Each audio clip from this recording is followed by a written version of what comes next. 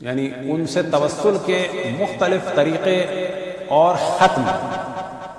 ختم سے کیا مراد ہے کہ کسی ایک ذکر کو یا کسی ایک ورد کو خاص مقدار میں، خاص ایام میں اور خاص روش کے ساتھ ایک سیٹ کی صورت میں انجام دیا جائے تو کہا جاتا ہے کہ یہ ختم ہے۔ اب یہ ختم جو ہے وہ ایک دن میں بھی ہو سکتا ہے، مثال کے طور پہ کہا جائے کہ جی 100 تسبیحوں کا ایک ختم،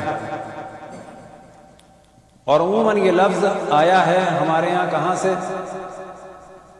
عربی سے، فارسی میں، اور فارسی سے اردو میں۔ ختم اور اس کی جمع ہے ختوم۔ ختم کے ایک معنی جو ہیں وہ مہر بھی ہے، لیکن ایک معنی یہ بھی ہے کہ خاص مقدار میں، خاص تعداد میں خاص عمل کیا جائے۔ اب یہ ذہن میں رہے کہ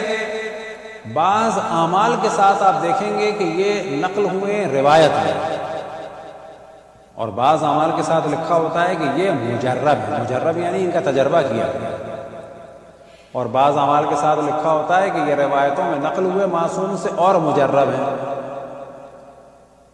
مجرب ہے سے کیا مراد؟ عام طور پہ آپ نے سنا ہوگا کہ یہ عمل مجرب ہے، یعنی اس کا بہت دفعہ تجربہ کیا گیا ہے، کہ ساتھ میں ایک اور جملہ بھی ہمارا کہا جاتا ہے کہ یہ عمل ایسا ہے تیر پہ ہدف، کہ جس طرح سے ایک تیر اپنے ٹارگیٹ پہ پہنچتا ہے، بالکل اسی طرح سے اس دعا کے ذریعے سے وہ کچھ حاصل ہو جاتا ہے کہ جس کی خواہش ہوتی ہے۔ اب جناب حضرت ام البنین سے توسل کے جو بعض طریقے علماء نے بیان کیے، کہ جن میں سے ایک طریقہ تو خود ہم بعض دفعہ بیان کرتے ہیں کہ ہمارے استاد، تاکہ ان کا نام بھی رہے، ان کا ذکر بھی ہو جائے، بہت ہی محبت کرتے تھے، بہت ہی متقی افراد میں سے تھے، اور ان کا نام تھا آیت اللہ حرم۔ تو یہ وہ تھا کہ جو خود ہم نے سنا، وہ فرماتے ہیں کہ جب بھی مجھے مشکل ہوتی ہے تو میں فوراً جو ہے وہ صلوات پڑھنا شروع کر دیتا ہوں حضرت ام البنین سلام اللہ علیہا کی خدمت اقدس میں، کیا تعداد ہو، جو بھی تعداد ہو۔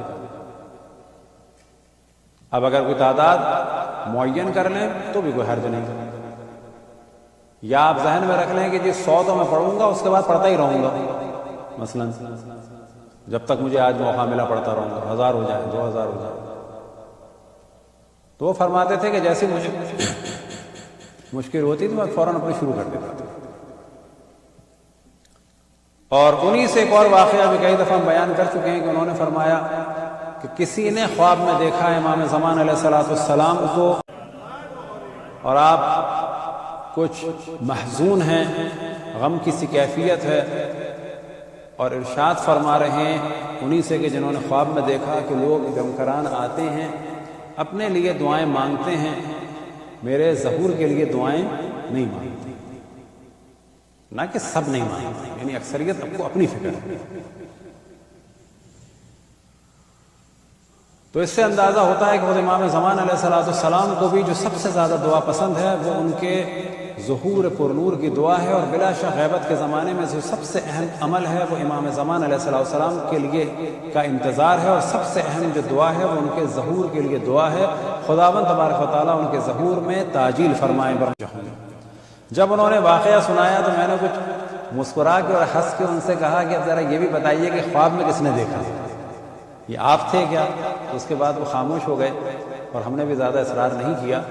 تو امکان یہی تھا کہ شاید انہوں نے ہی یہ خواب دیکھا تھا،